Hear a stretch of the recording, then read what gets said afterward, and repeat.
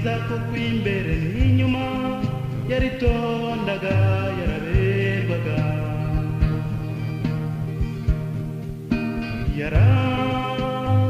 yarangwaga n'imico myiza muri bagenzi be bose yari mwiza kuko imbere n'inyuma yaritondaga yaraberwaga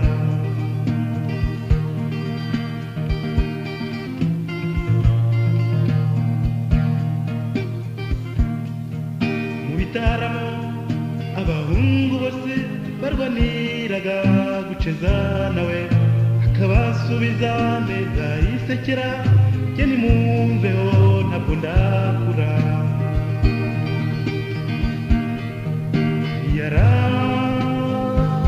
yarangwaga n'ubwitonzi muri bagenzi be bose akabasubiza neza yisekera jye nimumveho ntabwo ndakura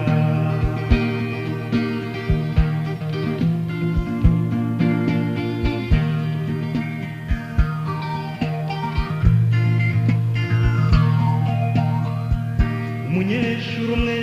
bakundanaga wari ugiye kwiga mu mahanga yaramubwiye ati rukundo rwanjye ndagiye ari kuza ntegereze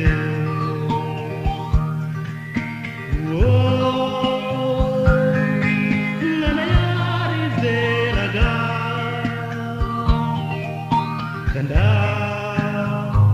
kanagira umutima yaramushubije ati rukundo rwanjye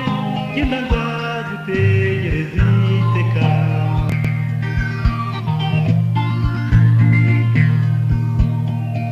yamwijeje ko azamutegereza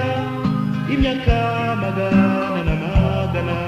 kuko yamutegereje amajoro 18,000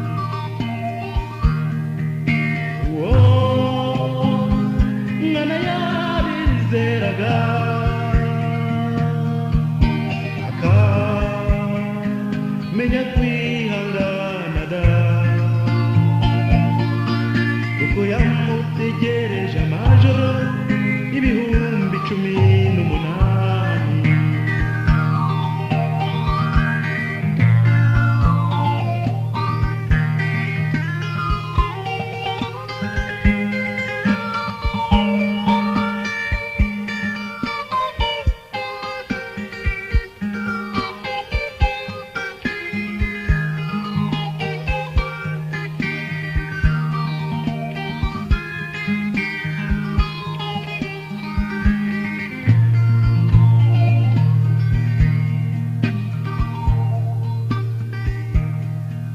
urukundo ni nk'ibaba mu muyaga uwo mukunzi ntiyagarutse umukobwa we yishwe n'agahinda urukundo rwe rushiriraho mbegu kuntu yarashaje we muri bagenzi be bose